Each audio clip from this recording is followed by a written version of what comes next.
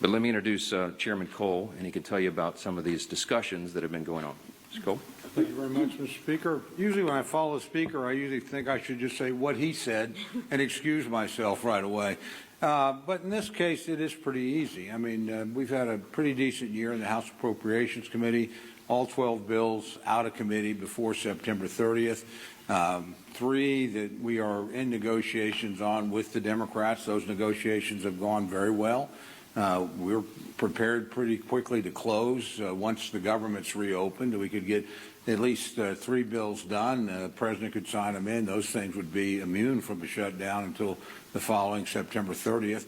Then we'd pick another group of 3 or 4 bills that we would do in cooperation with our Democratic colleagues and start working on that. So the process, honestly, was moving along pretty well. And then we had unrelated demands, obviously related to repealing work the Congress had already done on Medicaid, and then these new discussions on subsidies. And I do want to point out, at least the bill we have right now in front of us doesn't even go till December 31st. I mean, these actions would still, we could do this work and still have time to turn around, as the President and our leadership has pointed out in both chambers, and sit down and talk about these other issues. But it's hard to do much when the negotiations aren't happening simply because the government is shut down. So again, we're prepared to work. I've got very talented counterparts on the Democratic side.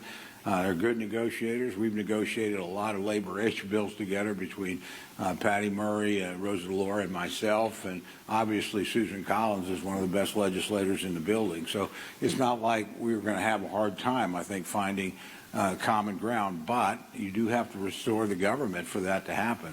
Democrats are not likely to move bills while they've got the government shut down, because it suggests that absent that, we would be moving through the process as normal, and frankly in a much better shape than we've been in recent years. So again, I'm just hopeful that my colleagues in the Senate, and it's worth pointing out, a majority of the Senate's already on our side, a bipartisan majority of 55. So this really does get down to Leader Schumer and the bulk of his caucus just simply shutting down the government over items unrelated to what we normally do in appropriation. I've mentioned this to both the Speaker and the Leader because they make these decisions, but you know, we should not be handling Medicaid on my committee. We should not be handling the Obamacare subsidies simply because we don't have the expertise or the jurisdiction to do either one of those things. What we can do is move the bills through the process and make sure that every soldier is paid, make sure that every air traffic controller is paid, make sure that the American people don't lose any services. So we're prepared to do that.